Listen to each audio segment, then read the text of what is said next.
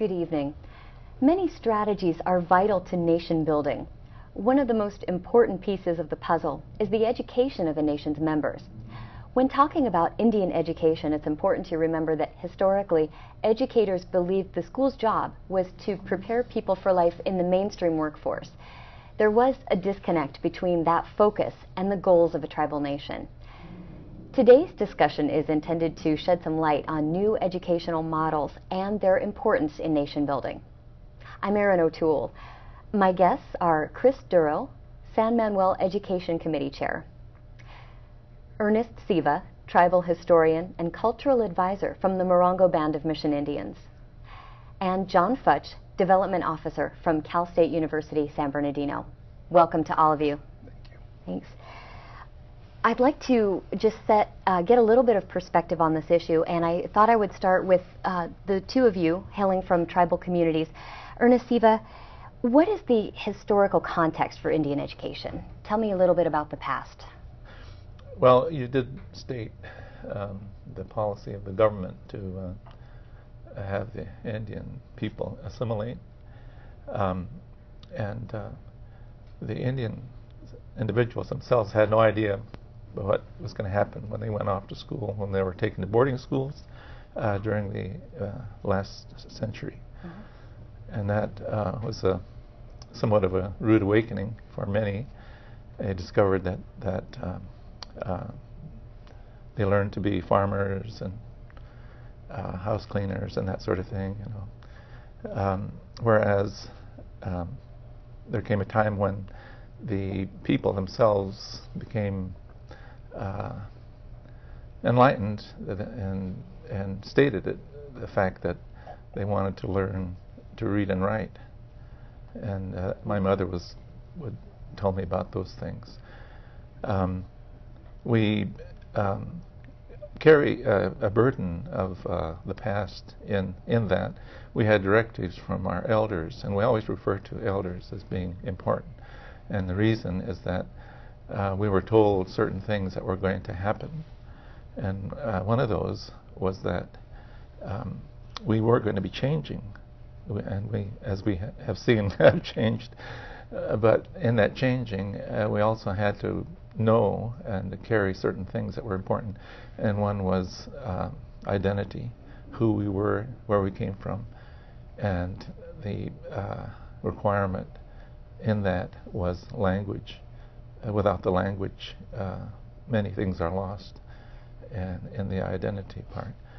And so the history of one's self, one's people, and the ability to know something about the language, that is what I'm concerned with today in the programs that I'm involved with.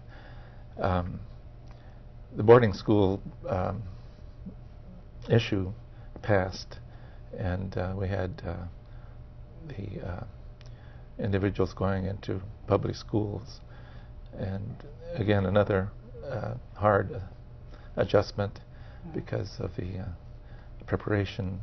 Many of the remote rural schools provided for the Indian students, and so many issues are involved there, and we're still fighting them today. And I guess the reason for certain programs in the secondary schools are based on that, you know, to catch up in a hurry, you know. I would imagine remedial types of things. Sure. Speaking of the native languages was no doubt discouraged in schools. That was part of the policy, right? Mm-hmm. Now, Chris Duro, member of a different generation, what's been your experience, and how do you see it moving toward the future?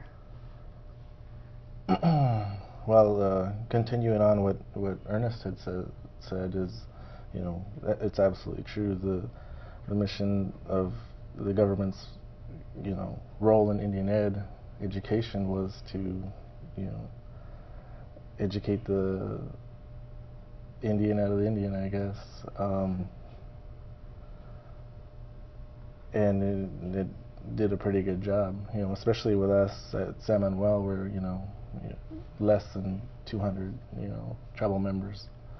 So there's a total, I mean, since we lack the the membership numbers, and a lot of our elders are, you know, gone, you know. So now, you know, my position, you know, at this point in time is to, you know, bridge that gap that was, you know, from, you know, my parents' generation to their past and you know, futures of, you know, someone like myself and, you know, my daughter, which is, you know, a monumental task in itself, because, you know, so much time has been basically wasted or lost.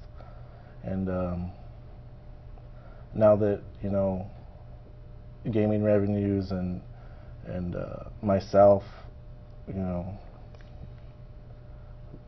ended up at a university such as UCLA, where, you know, when I got there, I was totally overwhelmed, and I was 29 years old when I got there, and I was, you know, LA is a big city, and I grew up here. I grew up at San Manuel on the reservation, so that was definitely a shock all the way around, you know. Sure. So, but just, you know, I knew right, you know, the first quarter I was at UCLA, I just seen all these different educational opportunities that were available at such a large university that, you know, I could not have imagined, you know, growing up that I'd be at UCLA. And then once I got there, I was like, there's so many things that we at San Manuel, or tribal members in general, outside of San Manuel, everywhere else, all these other tribal nations, they could take advantage of, you know, a resource such as UCLA or Cal State San Bernardino. But, you know, prior to gaming or, you know, or educational revenue that the gaming provides, you know, there was no reason for universities to want to make the leap towards, you know, helping out a reservation or reservation students, because there was really nothing in there, and I don't know, just the way I seen it. Mm-hmm. But as I continued my education at UCLA, I met some professors, and they started talking about different things, and I was like, well, San Manuel's first educational endeavor or endowment was to Cal State San Bernardino, and I seen, you know, why don't we do something similar at UCLA? You know, it's a different university, but Mm-hmm. you know, just as good, you know. And it's spreading the sphere of where their future lies, and the future lies in education all over. Mm-hmm. Cal State San Bernardino just happens to be the closest location, Right. and it is also one of those places. We have just been given permission to give one doctorate, I think the education doctorate, through the CSU system. But the research universities like UCLA are important. Just like the CSU, the UCs, they all have their place. But what we have to do is we have to remember the tribes that are coming into this.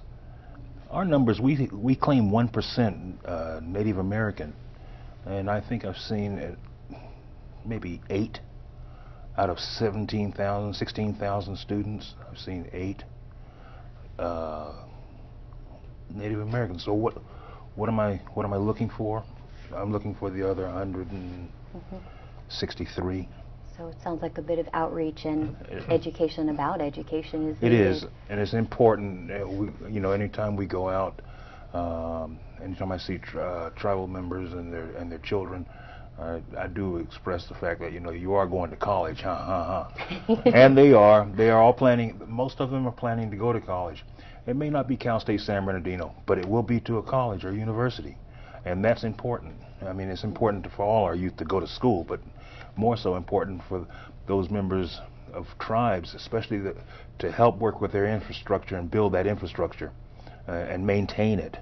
Exactly, and that brings up a great point, and I'd like to know your thoughts on this.